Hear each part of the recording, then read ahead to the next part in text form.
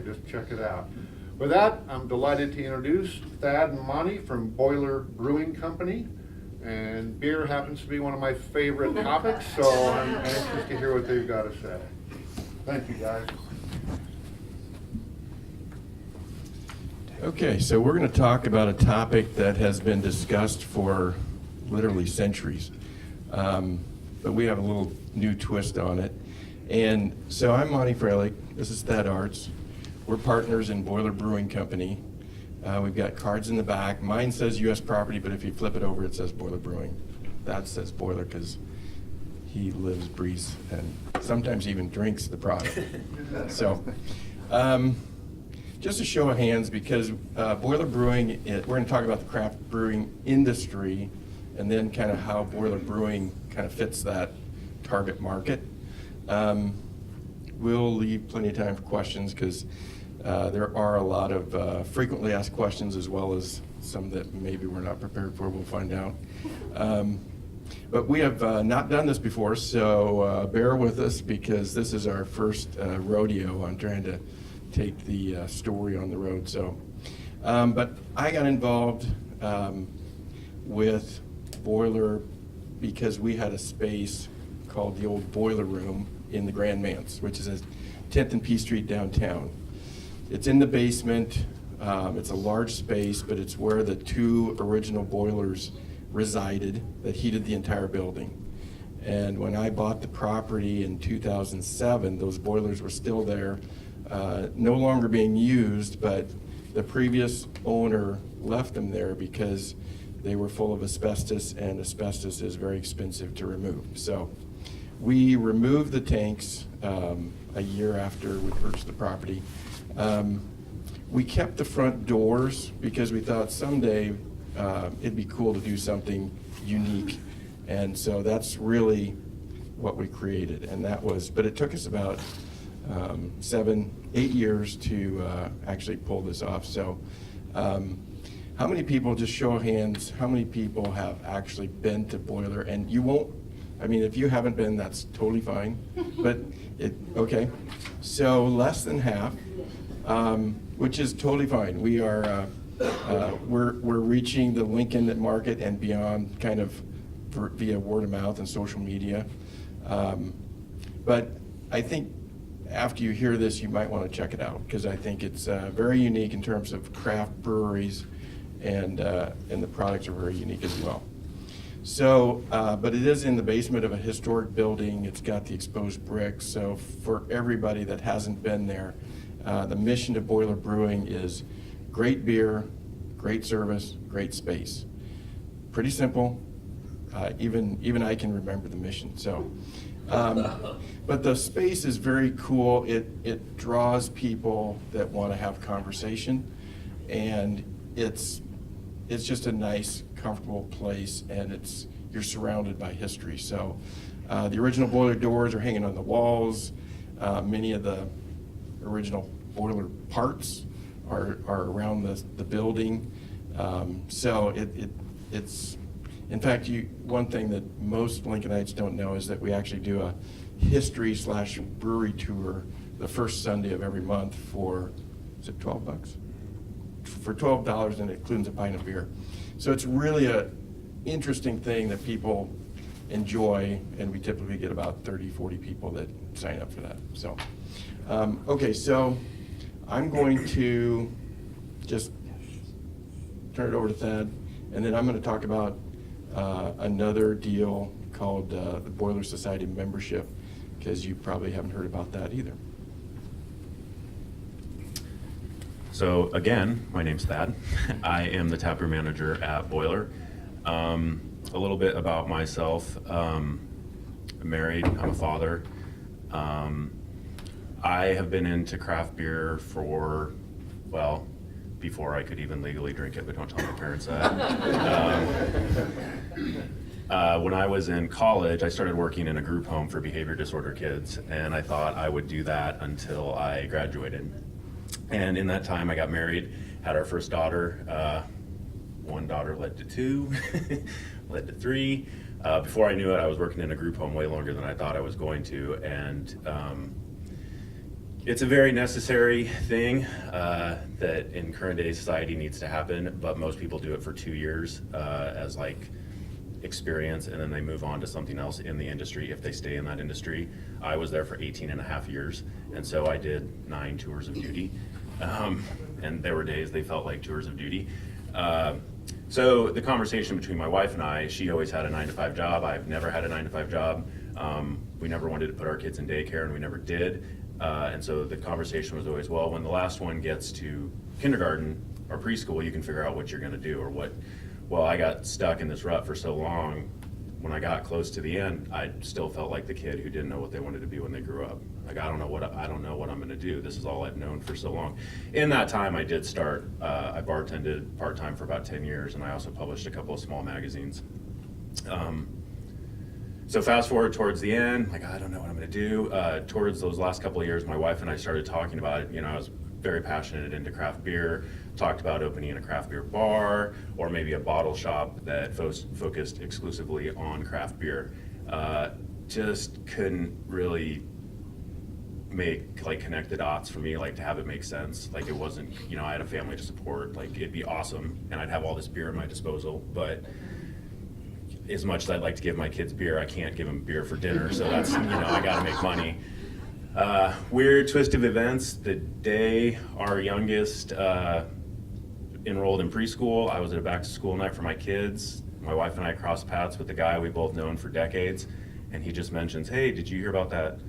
Or did Amy tell you about the people they're putting in this brewery? They're looking for a manager. I'm like, what do you, like, look at my wife, like, what are you talking about? He's like, oh, we mentioned this at this football game the Friday night before. And I mean, the timing of it, like, you know, serendipitous or whatever you want to call it, like it was the hair stood up on my arms, like it was crazy. Normally, because of my life situation, that would have been the type of thing that in one ear out the other, can't make it work. Like it's not gonna happen. Went to work that night, couldn't quit thinking about it. Next morning, contact the guy we saw the night before. He got me in contact with Monte, and here I am. You know, weird twist of events for me, you know. I have my beliefs on why things happen the way they do. Everyone has their beliefs, but to me, it was just very serendipitous, crazy, weird thing. So that's how I got involved in craft beer. Aside from that, like I said, I've been in craft beer forever. Aside from that, I'm a very passion-driven person. To a lot of people's dismay, my wife probably being one of them, I don't really chase money, I chase passion. And if I get into something, I dive in head first. Tim, our brewmaster at Boiler, him and I both see through the same lens on a lot of things, and a motto that both of us follow is anything worth doing is worth overdoing. And I've pretty much lived my life that way my whole life. Grew up super into skateboarding and music, and to this day I'm still into both of those things, and so I'm very interested in marketing and how companies present themselves. For example, if any of you are familiar with the skateboard industry, you have all these companies virtually making the exact same thing being made by the exact same manufacturers. And it's all about how you market it, how you present it, what kids are gonna be, you know, different kids are gonna be drawn to this company because of this, or this company because of that. I'm very interested in all of those things, and I always have been. I've made one batch of beer in my life about 20 years ago, and I quickly learned that me nor anyone else wants that. And so I have nothing to do with the actual making of the beer at Boiler.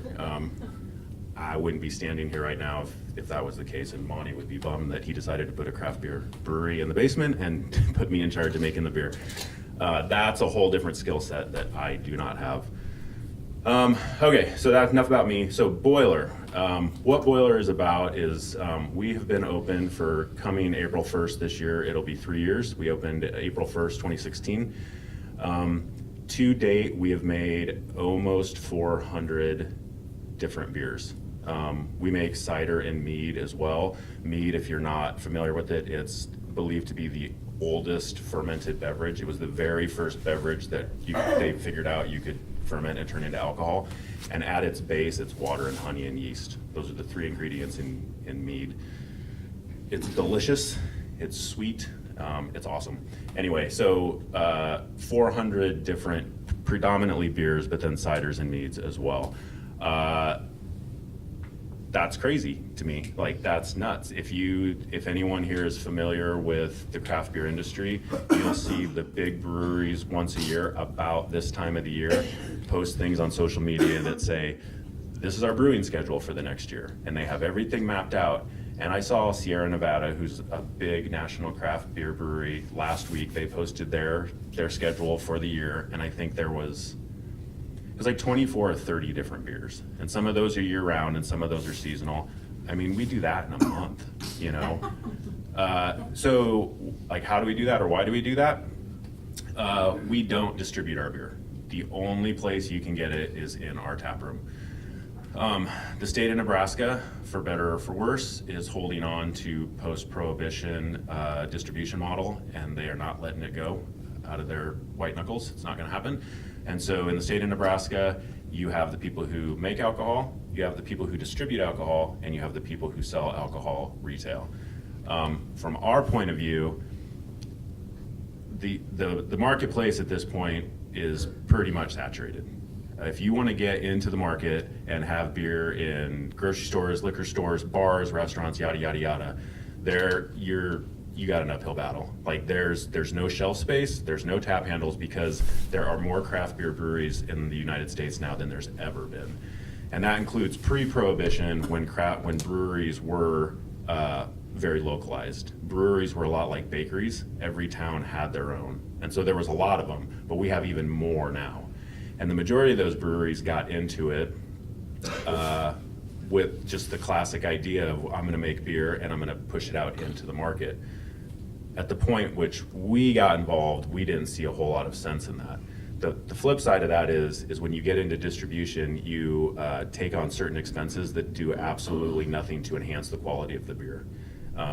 You pay for packaging, bottles, labels, you pay distribution fees, all those things. That does nothing to make the beer any better. And some may argue it may make the beer worse, because once that beer leaves your hands, you have no control over quality control. So what Tim and I decided made sense was, we're going to take the money that you would spend on distribution and pour that in ingredient costs. Prior to Boiler, it was on the sort of the crest of the craft beer industry really starting to break out and experiment with crazy things that had never been done with beer before. And I remember I would buy a bottle of beer and it would say it had some particular ingredient in it, like chocolate or something like that. And I'd take it home and I'd open the bottle and I'd pour it in a glass and I'd take a sip and I'm like, well, if I wince and I really convince myself that there's chocolate in there, there might be chocolate in there. And I hated that. Like, I felt duped. Like, oh, we got you to buy this bottle of beer because you thought there was gonna be chocolate in it. Ha ha ha, maybe there's chocolate, maybe there's not. Tim and I talked about that at great length, that if we say it's gonna have something in it, that we're leaving nothing to the imagination. There should be no scratching your head wondering if that ingredient is really in that beer. And I think we've succeeded at that. So that was our idea, was we're not gonna, if you do distribute your beer, suddenly things like ingredient costs become incredibly critical, and you're constantly trying to figure out how to make this product cheaper. We didn't want to do that. We don't, Tim, sometimes it bothers me a little bit, but Tim really doesn't think about ingredient costs. And then I see the cost of this beer when he's done, I'm just like, oh my gosh, like, yeah, that honey was expensive. But that was the idea. And so if you come to Boiler and you get a beer, it's gonna be exactly what we say it is. What else can I say about Boiler? I'll go, Rob. Huh? I'll do a little. Okay. Okay, so one thing about Thad is he owns the great service part of it. So we're partners. Tim owns the great beer part of it. The space is not really going to change, but we are adding an outdoor patio that will be open in time for our 3rd anniversary on April 1st. So we will have some outdoor space, and it will actually give Boiler just a little bit of visibility, because we're in the basement of a historic building. So probably the hardest thing, our biggest challenge is that people had a hard time finding us. And in fact, if you go there for the first time, it will not be easy to find us. It's almost like a speakeasy feel. But so you have to enter the building from the alley, but at least in April, you'll be able to see where the patio is and go, oh, it must be like right next door. So should be a much easier starting in April. The other part about boiler that's unique is that it has a boiler back room that you can actually, can you book it online? You can contact us online, and Okay. then it goes to me and I answer your questions, yeah. So people are constantly looking for like unique venues. Where can I have my graduation party or my surprise birthday party or my, whatever occasion? This room is very unique, very cool, very secluded, and for 15 to 25 people, it's the perfect size, and it's really an interesting place to have an event. The other thing is that we have the original courtroom to the building, and most people in Lincoln have never seen that, but it is truly a work of art because the woodwork, it's completely different than the back room, but it's up on the 3rd floor, and it has original quarter-sawn oak, that's old growth trees, hand carved. The room is plastered with it, 24-foot ceilings. I mean, it's just an amazing space, and that will hold 100 to 250 people. So if you want, and that that's popular for weddings, for our Boiler Society annual party, which I'm going to mention later. But We have jazz bands that play up there once a month. yes, that's one of the things. When Thad said he leads with his passions, he's really into music and jazz. He really wants to put Lincoln on the map in the jazz scene, and so we use the Grand Hall is what it's called once a month. Bring in a jazz musician, and so if you need that's the last Friday of every month. It just depends. Varies. Yeah, it Okay. varies. All right. So when he says the beer that we make, anything that's worth doing is worth overdoing, that's really what I've tasted. I think probably 397 out of the 400 beers that we've made. I haven't overindulged, but I have tried them because that's my job. They are amazing. So if people come in and say, what's new, it's almost, it's a better question is what isn't new. The craft beer industry, we basically target what we affectionately call the beer nerds. The beer nerds are really into craft beer, and they really know what everybody's doing all over the country, and they make it their mission to try as many different beers from as many different breweries as possible.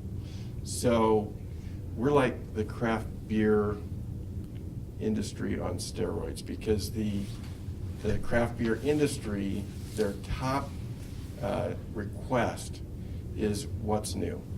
So we have it's like, let's just take that up a notch. And so you can come every month, and literally most beers will be new. You can come every week and there will be something new. We tap between 2 and 7 new beers a week, which means 2 to 7 beers from a week. Before it went away, so the menu changes every week. Everything changes all the time. It's not like a restaurant or a regular bar where you go in and 6 months later you can go back and everything's exactly the same. If you wait 6 months, it's going to be completely different. Yeah, so we're trying for the first time to have one beer on the menu on a very regular basis, which is our most popular beer, which is chocolate peanut butter stout. People complain that it's not on the menu, so it's going to be on the menu for at least a couple months. We're going to see if that's okay. But the brewmaster Tim is an inventor, and he constantly is just inventing. So it's really an interesting and fun place, and it's a great place to bring your especially out of town guests. So are we running out of time? You're fine. Okay. About another 5 and then maybe questions, because I've got a ton. Okay, I'm gonna let Thad actually talk about Boiler Society, because if this is something that you're interested in, or even if you want to hear more about, Thad could go on for hours about craft beer, literally hours. The Boiler Society is like if you know the person that you don't know what you should get them for Christmas, and they're interested in craft beer, this would be a great, like for $99, this would be a great thing to give to that person, because they can take one step into kind of the society, the inner circle, the people who are on the front line of kind of where this industry is going. And you could have the guy who runs it back to speak. His name's Ben Sintek. His wife lets him work one shift per week because he's a beer trader. That's his hobby, and he knows more about beer than a lot of people. So you'd find him interesting as well. But he runs this Boiler Society, and with that, I'll let you. And so we brought some sheets on that. So Boiler Society is our private club group, I guess, that is limited to 150 members. $100, $99 annual fee.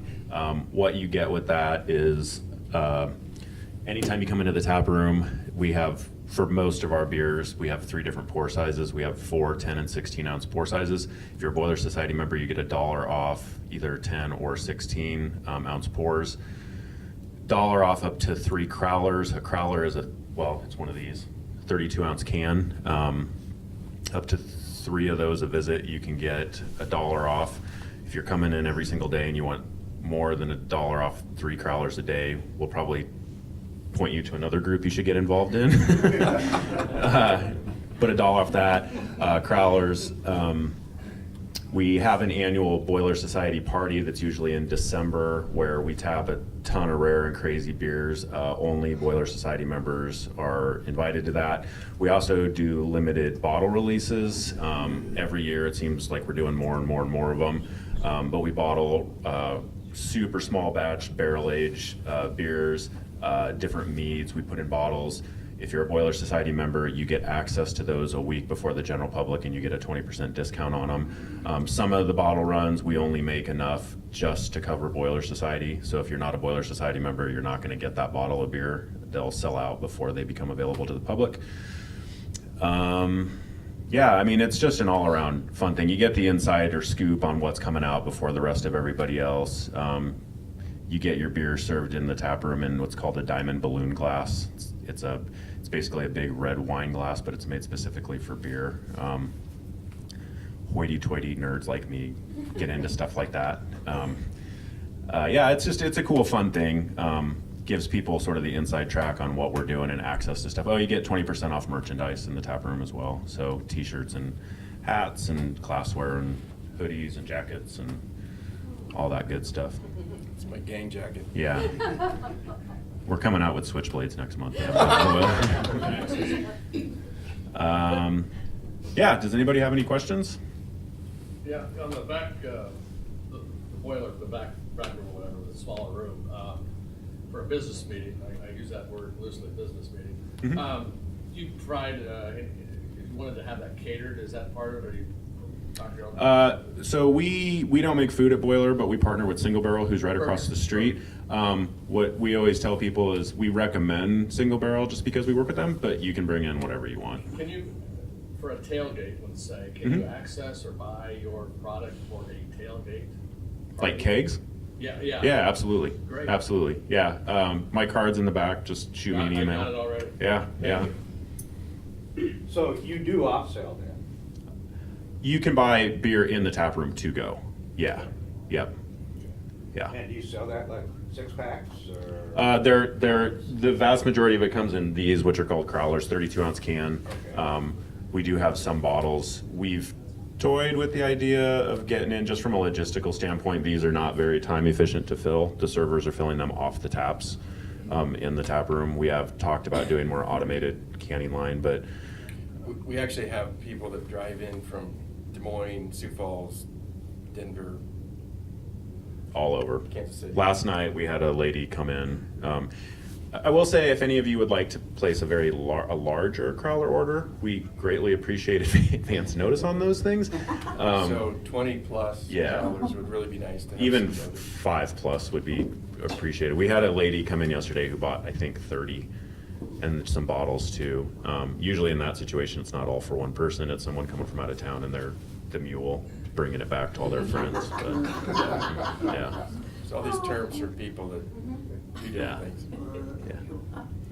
When you're doing so many batches a year, I would imagine they're not huge batches. What size are they? That's question number one. Question number two, I think a while back you guys, and correct me if I'm wrong, made an all Nebraska beer that was nothing, where you used all ingredients sourced in Nebraska, and I was wondering if you could talk about that. Yes. So the unit of measurement in beer production is a barrel.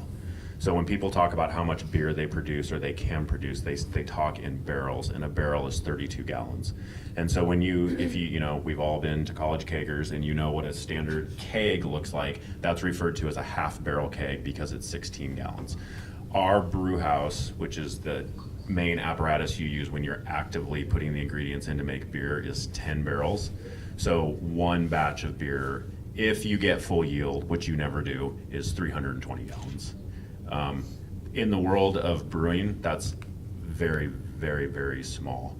The amount of beer that we make in a year, breweries like New Belgium, they make in less than a day, because they have economies of scale that we don't have. But we're also pouring ingredients in that they're not, so yin and yang. Yes, we did do a beer called Nebraska Native. All Nebraska ingredients, and to the best of our knowledge, we are the first and the only ones that have ever done that. Beer has 4 basic ingredients: water, yeast, malted barley, and hops. So sourcing water from Nebraska, that's easy. Getting the hops a little bit more difficult. The thing about hops there's people growing hops here, so they're readily available. The thing about hops is they're a lot like grapes with wine. Certain varieties grow better in certain regions, and so the hops that are really popular right now for IPAs, they just don't grow in Nebraska. Like you don't get the full expression of what that hop is. It comes out something different, and it doesn't quite taste the way it's supposed to taste. So the challenge right now for farmers in Nebraska that are trying to get into the hop industry is to create new varieties that basically come up with a Nebraska hop. That's something that grows great here that doesn't go good in the Pacific Northwest, which is where the majority of the popular hops are coming from.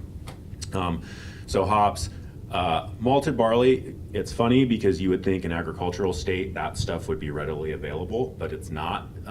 Until recently, Nebraska did not have a malting kiln, like someone who was professionally, commercially malting barley to be used in beer. We got approached, which would actually got the ball rolling on this deal, is we got approached by a guy named Zach Davey, who was trying to get a commercial malting kiln going, and he had some samples, and he said, "Would you guys like to try this?" And Tim said, "Sure." And then, like, well, what are we going to do with this? We don't know. We don't even know if it's any good. Yeast. So again, Nebraska does not have a commercial yeast lab. There's yeast everywhere in the environment. We're breathing yeast right now. There's a gazillion different strains of yeast. Over the years, brewers have found out what yeast strains work best in beer, and then beyond that, what yeast strains work good for stouts or for a pilsner or a lager. You use different kinds of yeast, or especially Belgian beers, they have their own different strains of yeast. So typically when we make a batch of beer, we go through a yeast lab, which I believe is in Colorado, and they send us the yeast that's propagated up to the proper quantities and all the things that are necessary for it to, I mean, it's ideal for beer. Again, one of those does not exist in Nebraska. So shortly after we got that malted barley from Zach, Tim's wheels started spinning. He's like, well, what are we going to do with this? And he remembered from, I think it was 5 years prior, he's part of a group here in Lincoln called the Lincoln Loggers, which are a big group of guys who are into home brewing. And they get together and they have meetings. And once a year, they have a big open brew day where they brew a huge batch of beer. And then each person takes a certain quantity and does with it what they want. And then when the beer's all said and done, they come back together and they drink it and they compare it and yada, yada, yada. He remembered that from, I think it was 5 years prior, one particular guy had finished his batch of beer, and when they went to drink it, he drank it, and if I remember correctly, it was a brown ale. And when he drank it, he's like, oh, there's something off. Like, this is not right. Something went wrong with this beer, and it had gotten contaminated. And it, in fact, was contaminated, but a guy that we're very close with named Jason McLaughlin, his palate, I mean, he's a Cicerone, which if anyone knows what a Cicerone is, he knows all there is to know about beer. And he's the person that can taste a beer and tell you if there's even the slightest off flavor or whatever. He tasted the beer and he said, though it's contaminated, there's something interesting going on with this. Another guy who's part of the group named Aaron Carnes, who's a microbiologist, got involved. He took a sample of the beer, put it under his microscope, was able to reduce the yeast strain that was in the beer, and it had gotten contaminated, but what it got contaminated with was a yeast strain called Brettanomyces. Anyone who's into craft beer, if you've heard of Brett beers, that's what Brett stands for, is Brettanomyces, and it's a form of yeast that exists in nature. It's not something that's made in yeast labs. What they figured had happened was the guy that where they were having this big brew day lives out on an acreage and he had a big apple orchard. The week prior they had picked apples and there was tons of apples that had fallen on the ground. Well, if you look at an apple or more so like a blueberry and it looks like there's dust on it, that dust is yeast. And what had happened is yeast from the skin of an apple had contaminated his beer. So for that beer it wasn't good, but for us 5 years later it turned into a good thing, because when we started to try to figure out if we want to make an all Nebraska beer, what are we going to use for yeast, Tim quickly called Aaron and said, Aaron, do you still have that yeast strain from that contaminated beer? And he's like, well, it's been frozen at whatever, I mean, what it's like out 40 or yeah, it was crazy. Is that yeast strain still alive? And he said, well, I don't know. It's been frozen for years now. Let me take it out of the freezer and see. So he took a little test tube full of wort and put it on his desk and put I think a slide in it. And after 2 or 3 days, it started bubbling, which suggests that the yeast strain was still alive. So that was the yeast strain. Tim, whatever Tim does to bring that culture back to life and have it grow, that was the yeast strain that we put in that beer. So we had the 4 ingredients, and then for good measure, we put in aronia berry, which, unbeknownst to me, the biggest aronia berry farm in the state or in the country is up by Omaha. So all the ingredients were strictly Nebraska. I thought the beer was awesome. Some people not so much. It is a Brett beer, and if you've never had Brett before, some people it's like anything, you know, who likes coffee the first time they try it, who likes beer the first time they try it, who likes Brett beers the first time they try it, you know. Don't try Nebraska Native as your first craft beer. No. Wait for get a little more experience with Yeah. it. Two-part question. Mhm. Do you buy any of your malt from the Colorado Mountain by chance? Out of, I don't recall seeing that, but my grandson-in-law family owns that. Oh, cool. And his dad was a dairy farmer, and he literally created all of this out of there. They are Huh. one of the regional top producers of malt. Second question is, your boiler society, do you have to live in Nebraska to take advantage of it? no. Because my grandson-in-law would be all over you guys. Yeah, no, and we actually have. He's a teacher in Wisconsin. Yeah, no, we've had people who've Do you lived. ship them to those? Well, unfortunately, no. But typically, what those people do is they have a proxy, or like, Here he is. yeah, Our like, grandfather. yeah. Well, it'd probably be you. You'd be coming in to get him his stuff, and then because we can't legally ship stuff, but yeah. Is your brew house there in the Grand Manse, or? Yeah. So off the back of we have a main tap room and then a lounge. The breweries, there's windows, you can see everything, and yeah. It was like a jigsaw puzzle getting that put together. I mean, most breweries are in industrial parts of town with high ceilings, big doors you open for ventilation. In the basement of a building built in 1904, you don't have those luxuries, but that's what makes us original too, is you're not gonna find a brewery in a place like us. So one of the things I love about craft beers is the creative names and the fun labels. With so many different beers, how do you handle, crafting your names, or have you thought of going like Jones Soda and inviting the public to participate with social media in naming and labeling your beers? Yes, we have thought about doing that, especially with the labels. How do we name the beers? A girl who works for me named Megan, she does all of our, if you follow us on Facebook, all of the beer labels, all the stuff we put on Facebook, all the graphic design she does. We meet every Monday to talk about, these are the beers we're tapping this week, this is when we're tapping them. If we're gonna come up with some crazy name, what are we gonna name it? Sometimes Tim and Dean's the head brewer and Tim's the brewmaster, they'll come up with a name. How should I put this? We like to find the line of what is acceptable and get just so that you can barely see the difference between where we're at and where that line is So at. what are some of the names? Oh, Lord. Yeah. Now I'm drawing a blank.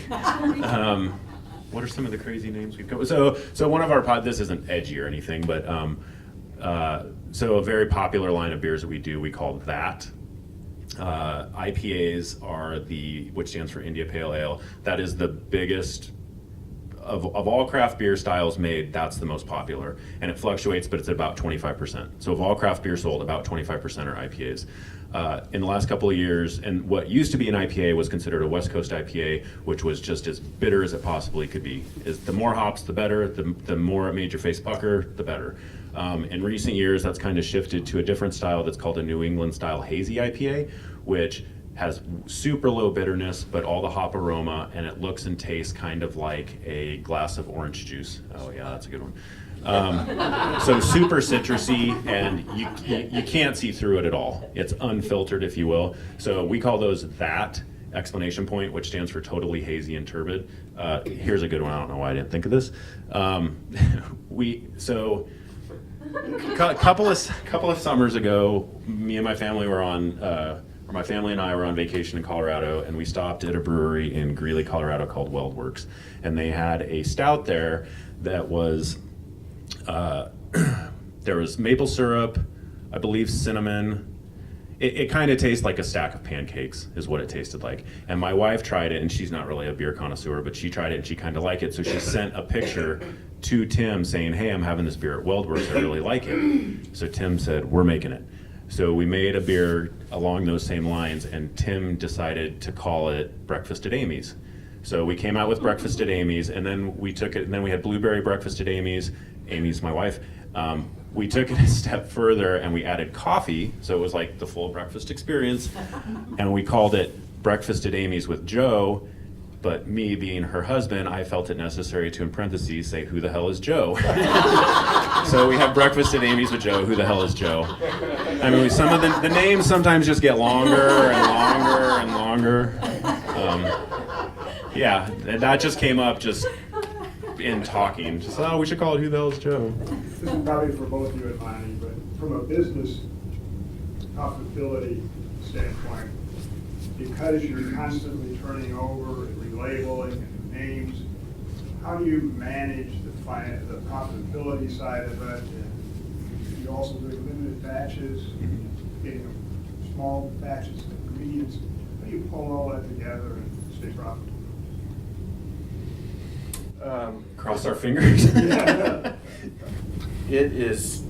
That's a conversation point because, believe it or not, our number one priority is not to make as much money as possible. And I understand. It's really to, I mean, I guess I've been part of starting probably 7 or 8 businesses, and because we do real estate development, and so, but sometimes we can't find a tenant, and so kind of our last resort is to create a tenant, and that's where Boiler came from, because I showed the space for years and no one could visualize it. And so, I mean, they would just go, no. I mean, because that's the point of most breweries are in industrial buildings with overhead doors and easy access to a dock. And it's just, to do what we're doing in the basement of a 1904 building it's like we couldn't have picked a more challenging location. But it's like, this would be cool. So, and really the people, so we're partners, and, you know, Thad and Tim run it, and they are so complementary in terms of their personalities. I don't think about it. I mean, I taste almost everything because I love to go there, but it's really, Tim is just constantly pushing like, I want to do something new and creative, and his mind is going 24/7, and you know, so it's like we can't get to the point where we're losing money, but we're gonna just keep doing what we're doing because it works. Because of the uniqueness, I would guess it builds some decent margins into it. Yeah, I mean, this beer is expensive. I mean, that can is $15 for 32 ounces. And so it's like, we're not You answered my competing. question. Yeah, we are not competing with Budweiser and Miller Lite. and- No, I understand. Our main competition is not other breweries, it's other bars. Because breweries, the majority of their focus is getting beer out into the market, and if we were doing that, we would be like, well, we need to, not that we would do this, but we need to nudge Zipline out of the way because they're taking up too much shelf space and we need to get on, like, we don't think that way because we're not in that space. Realistically, our competition is downtown bars, which on the surface doesn't sound right, but that's actually the case. Last question. You mentioned the one meeting space with about 15. Do you have any larger spaces than that? Yeah, so the boiler back room, which Monte talked about, sometimes if people need a little bit more space, they'll rent both the back room and the attached lounge. They're two different spaces, but there is a little hallway connecting them. If you need something a lot larger than that, we have what he was referring to, Boiler Grand Hall, which is the courtroom that's upstairs. And I'll echo what Monte said about that space. It's incredible. When you walk in there for the first time, I mean, at least when I walked in, I was like, how did I not know this was here? And how it's completely, I think everything in there is original with the exception of the chandelier, which had been melted down at some point in the past however many decades. It's just a cool, You ornate, feel like you should have your cups on. yeah. You stand up a little bit straighter in that space and say "sir" a little bit more. But it's a cool space for sure. How many people in that? Seated at tables around 100. If it's more casual with standing room, I mean, you can get up to 250. And there's a large foyer outside of it too that is part of the space, and our liquor license covers that, so that can be used as well. Thad and Monte, thank you so much for being here. Well, first of all, we want to give you each a Focus Sweet coffee mug as a thank you for being here and sharing your time with us. Your mug. And donuts and so forth. And now we want to do the drawing for this incredible beer. And I'm going to be insanely jealous of whoever wins this. Would you like to do the honor? So whoever wins the crowler, please put it in the refrigerator ASAP and keep it there. It's got fruit in it, and if it gets warm, the beer will start fermenting again. Oh, good. And you don't want the beer on your ceiling. Yeah. Treat it in art. Yeah. Annette Marquez. Oh, yay. Okay. Now for our t-shirt, which is